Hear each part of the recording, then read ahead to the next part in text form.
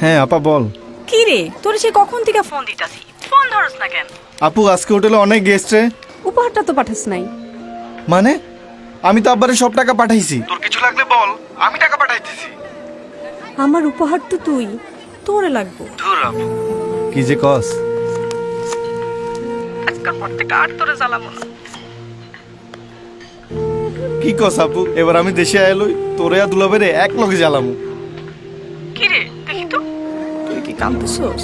আরে না আপা, এখানকার পেঁয়াজে অনেক ঝাঁজ তো, সব শেপেরই চোখ দিয়ে পানি চলে আসে। এই বড়াইছে চল। আপা তোরে আজকে অনেক সুন্দর লাগতেছে রে। হাজার কষ্ট ম্লান হয়ে যায় তোমাদের মুখে, রব জানে। ফোন আইছে না ভাই, কোনো কথা। উফ,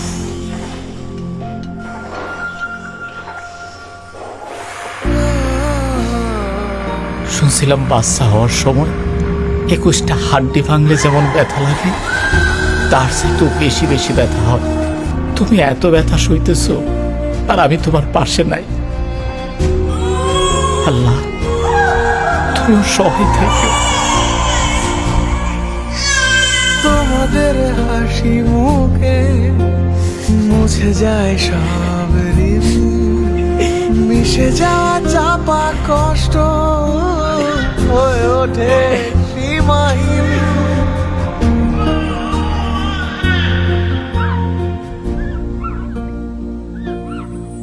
বন্ধু, আমার তো ছুটি কনফার্ম হয়ে গেছে। ছুটি হয়ে গেছে? অরে কবে যাইতেছস? পরশু দিনই চলে যাবো। যা রে যা, ঘুরে আয়। ঠিক আছে, থাক তাইলে।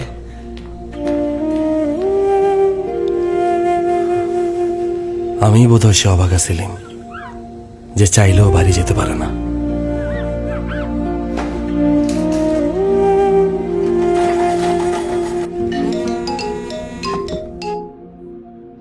আম্মা, কাগজপত্র সব জমা দিয়ে দিছি।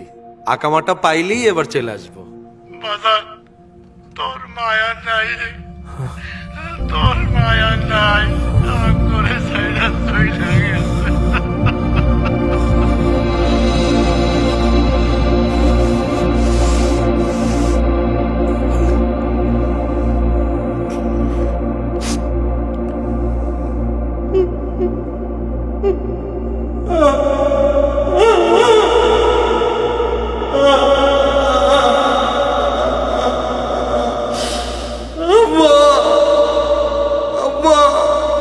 रब जाने